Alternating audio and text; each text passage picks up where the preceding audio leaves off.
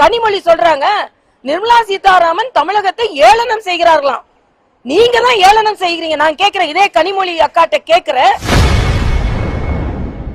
மத்திய அமைச்சர் நிர்மலா சீதாராமனை விமர்சித்த திமுக எம்பி கனிமொழிக்கு பாஜக மூத்த தலைவர் தமிழிசை சவுந்தரராஜன் பதிலடி கொடுத்துள்ளார். ஆங்கில பத்திரிகையில தமிழக நிதியமைச்சர் சொல்லி இருக்கிறார் 9 லட்சம் கோடி கடன் வாங்கி வைத்துவிட்டு. ஆனா மரியாதைக்குரிய நிர்மலா சீதாராமன் இன்று இந்திய பொருளாதாரம் உலகிலேயே 3வது பொருளாதாரமாக பீறு நடை போட்டுக் கொண்டிருக்கிறது. இன்னைக்கு உலக நாடுகள் இந்தியாவின் பொருளாதாரத்தை பார்த்து வியந்து கொண்டிருக்கிறார்கள். சேகர் பாபு சொல்ற மரியாதைக்குரிய நிர்மலா சீதாராமன் மேடம் இல்ல, அவங்களின் அறிவு ஆற்றல் இன்று 3வது முறை இதுவரைக்கும் தமிழ்நாட்டில் இருந்து மட்டுமல்ல இந்தியாவிலேயே தொடர்ந்து பட்ஜெட்டை தாக்கல் செய்த ஒரு பெண் என்ற பெருமையை பெற்றிருக்கிறார்கள்.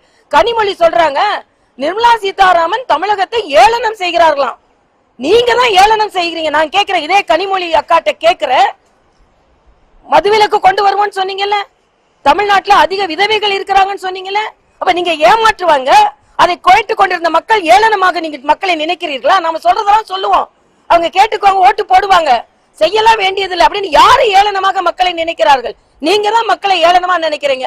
ஆனா மரியாதைக்குரிய நிர்மலா சீதாராமன் அவர்கள் தமிழகத்திற்கு பெருமை சேர்த்து கொண்டிருக்கிறார்கள். தமிழ்நாட்டுல பிறந்த ஒரு பெண்மணி அங்க நம்ம பாராளுமன்றத்துல நமது நிதிநிலை அறிக்கையை அவர்கள் சமர்ப்பிக்கிறார்கள்.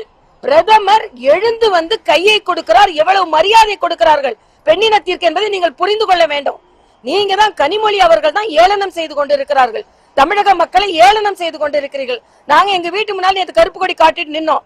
நாங்க மக்களுக்காக நின்னோம். இதே மாதிரி அண்ணன் ஸ்டாலின் கருப்பு கொடி காட்டிட்டு நின்னாரு. எதுக்கு? நாங்க வந்து மதுவிலக்கை கொண்டு வருவோம், டாஸ்மாக படிப்படியா குறைப்போம். எங்க குறைச்சிங்க? அப்ப நீங்க தான் தமிழக மக்களை ஏளனமாக நினைக்கிறீர்கள். சொல்றதெல்லாம் சொல்லட்டும், அவங்க தலையாட்டிட்டு ஓட்டு போடுவாங்க, அவங்களை ஏமாத்தல. நீங்க தான் ஏளனமா நினைக்கிறீர்கள். ஆனால் நாங்கள் தமிழக மக்களை மதிக்கிறோம். அதனால்தான் சாமானிய மக்களின் குழந்தைகள் பாதிக்கப்பட்டு விடக் கூடாது என்று எவ்வளவு விமர்சனம் வந்தாலும் மக்களோடு நாங்கள் நிற்கிறோம்.